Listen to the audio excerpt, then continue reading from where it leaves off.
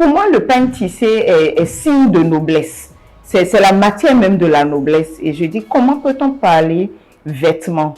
Et mieux, comment peut-on parler de vêtements de luxe sans travailler ce pain tissé? Mon réel souci, c'est la prospérité. Parce qu'aujourd'hui, il y a une prospérité de façade qui me dérange.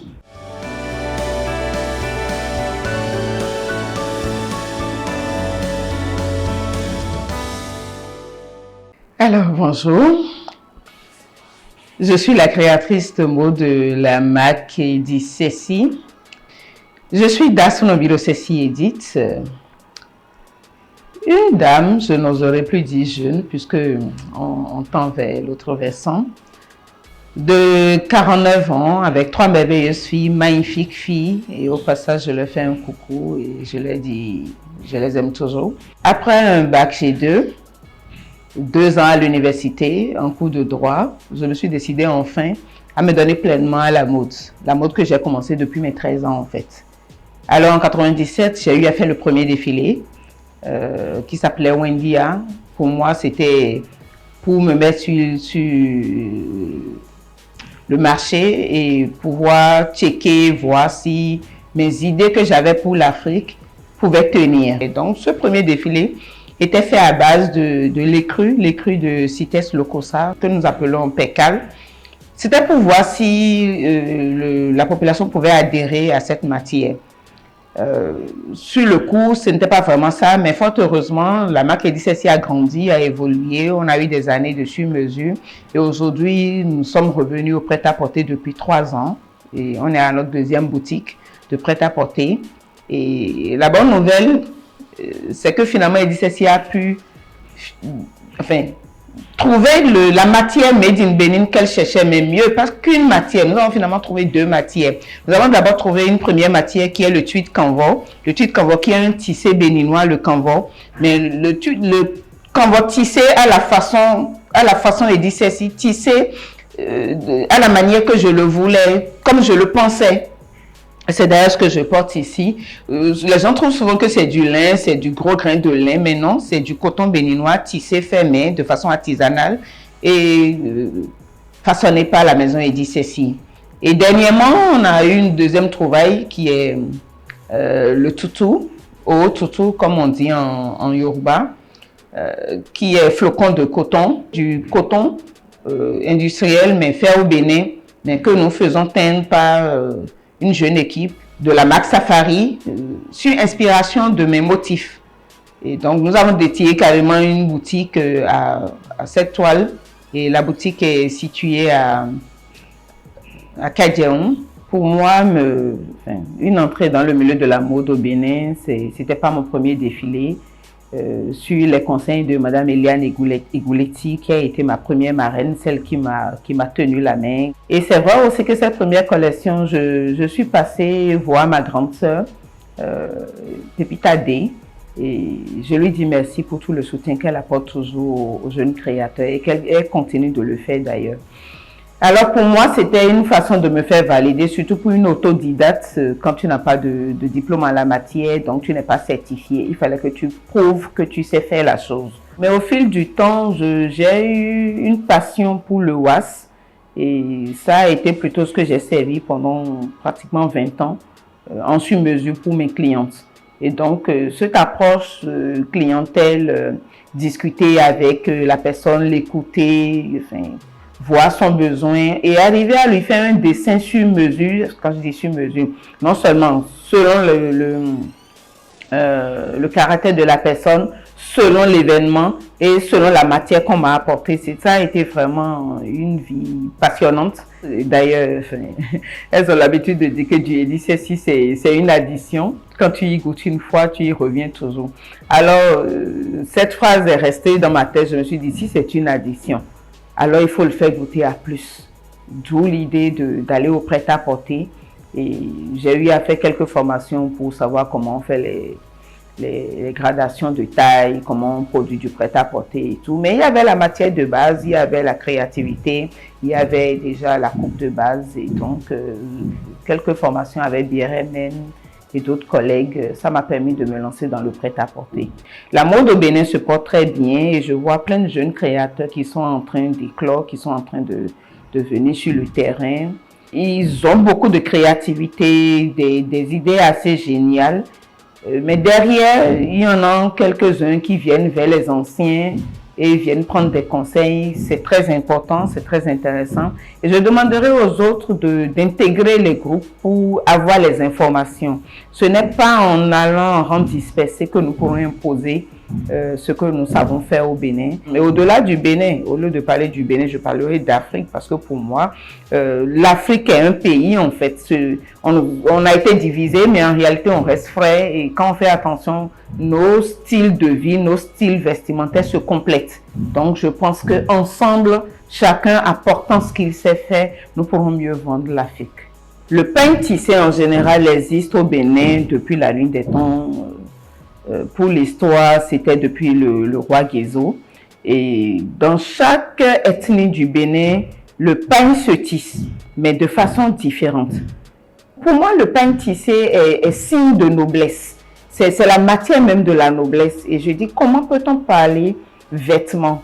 Et mieux, comment peut-on parler de vêtements de luxe sans travailler ce pain tissé?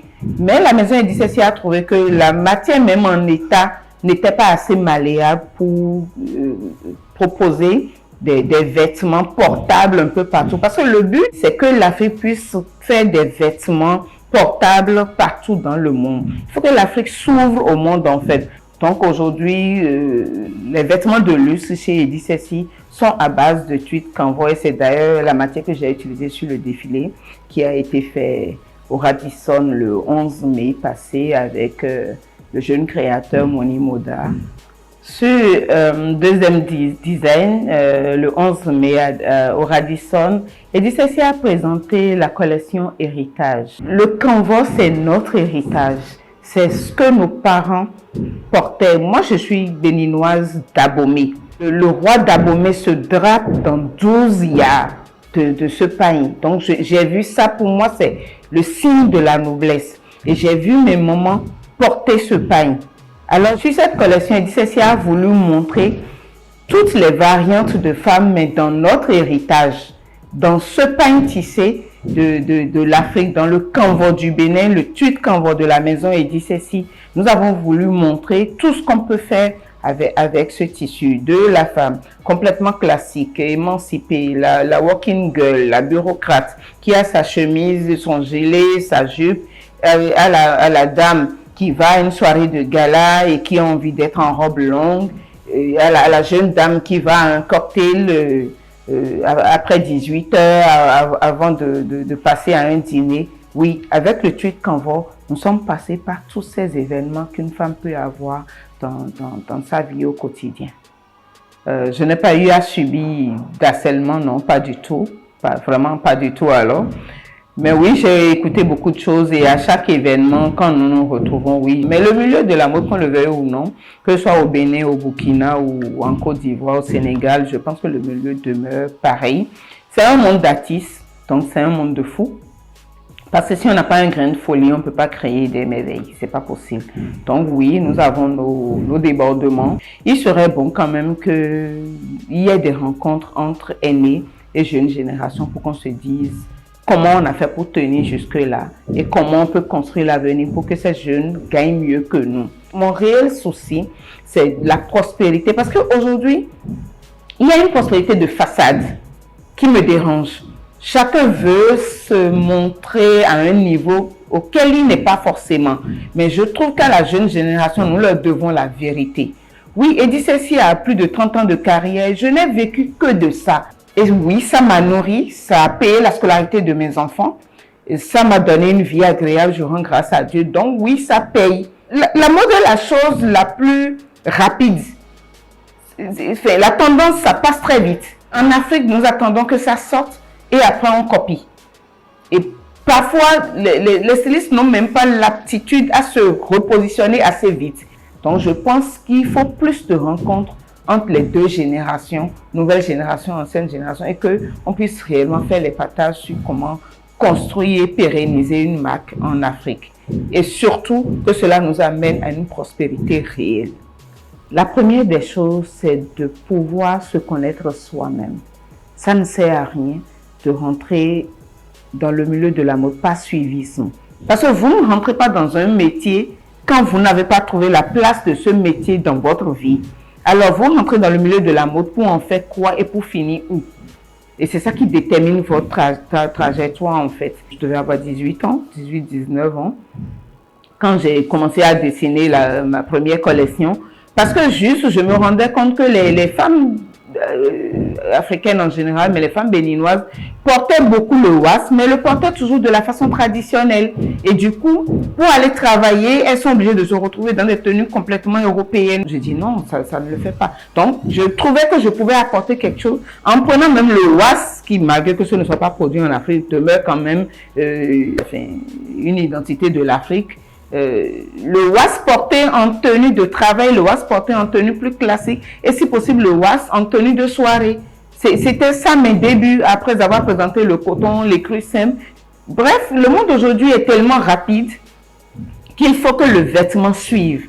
Si nous devons habiller nos clientes en vêtements qui ne leur donnent pas une liberté pour mouvoir, je pense que forcément, ils vont nous lâcher pour retourner au t-shirt qui vient de Bangladesh ou pour retourner au jean qui vient des États-Unis. Il y a toujours quelqu'un pour inspirer, ce n'est pas un péché. Mais inspirer de la collection de quelqu'un et faire du plagiat, copier, c'est ça le péché plutôt. Donc l'erreur à ne pas commettre, c'est vouloir venir surfer sur la vie de quelqu'un d'autre, soi-disant parce qu'il a réussi. Non, il a réussi parce qu'il avait son étoile, il avait son contrat avec Dieu.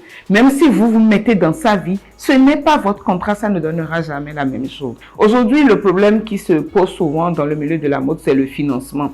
Chacun se plaint, non, on n'est pas financé, on ne nous accompagne. Oui, parce que la mode n'est pas quelque chose qu'on peut comprendre. Nous n'avons pas laissé de traces de gestion. Nous sommes restés sur l'artisanat. Les banques ne peuvent pas lire nos dépenses et recettes, ne peuvent pas lire notre comptabilité. Voilà l'autre chose aussi que je dirais à la jeune génération. Prenez la peine de structurer vos entreprises avant de commencer. Nous, on a commencé sur le tas, on a essayé de se débrouiller et on a fini par s'ajuster. C'est du temps perdu. Aujourd'hui, dans ce monde de Google, franchement, j'estime que peut mieux faire. On ne naît pas après 2000 pour faire les choses comme si on était né en 1900. Donc, prenez le soin de structurer votre entreprise, même si c'est une entreprise individuelle, ce n'est pas un péché. Mais il y a un minimum de base qu'il faut mettre en place, se reconnaître soi-même, trouver sa ligne et qu'est-ce que j'apporte dans ce milieu, dans tel pays. Parce que oui, d'un pays à l'autre, le besoin diffère. Alors, une journée dit ceci, je peux vous promettre que de lundi à dimanche, les journées ne se ressemblent pas, mais pas du tout alors. L'essentiel pour moi dans une journée, je suis très lève-tôt, je ne suis pas une grosse dormeuse, donc pas du tout. Alors, me réveiller, faire mon sport, c'est ce qui me motive, c'est ce qui me permet de tenir. J'estime qu'on ne peut rien sans Dieu et c'est lui le premier soutien. Alors, je carbure vraiment à l'adoration, c'est la chose qui me redonne de l'énergie et qui me permet de tenir devant les insuffisances d'une journée. Une journée pour moi, après le sport, c'est l'atelier, c'est donner des consignes à chaque ouvrier. Et c'est surtout honorer mes rendez-vous clientèle que je fais personnellement parce que j'ai besoin d'écouter le client pour mieux comprendre son besoin et mieux le servir. Pour moi, c'est arriver à donner, à enlever l'envie de forcément acheter des marques en dehors de l'Afrique pour venir parce que on se dit c'est mieux fait, c'est mieux fini. Non, il faut que vraiment je puisse donner le maximum de satisfaction à la cliente. Et ça passe par un temps d'écoute forcément. Mes journées se finissent souvent par une petite réunion avec ma directrice. Certes, c'est ma fille, mais c'est ma directrice. Donc, on doit pouvoir faire le point et fixer les objectifs du lendemain. Donc, ça se passe souvent autour de 18 h. Et alors, à partir de là, je redeviens maman. Je m'occupe de ma dernière fille et je lui donne le temps d'un dîner, de papoter un peu. C'est pas grand chose dans la journée d'une mère que de donner que le moment du dîner, mais c'est une réalité. Pour le moment, c'est tout ce que j'arrive à lui donner. Pour quelqu'un qui est parti de zéro, et je peux le dire, je suis partie de rien du tout, mais alors de rien du tout. Et aujourd'hui, la maison édition, c'est ce qui a habillé des premières dames. Ma Bible dit, je te relève, je te mets à la table des grands, je fais déborder ta coupe devant tes ennemis. Oui, je l'ai vécu. Avec Dieu, on fait toujours des exploits. On arrive toujours à un niveau que nous-mêmes, on ne s'imaginait pas qu'on pouvait arriver là. Donc oui, il ne ment jamais. Il est l'ami fidèle.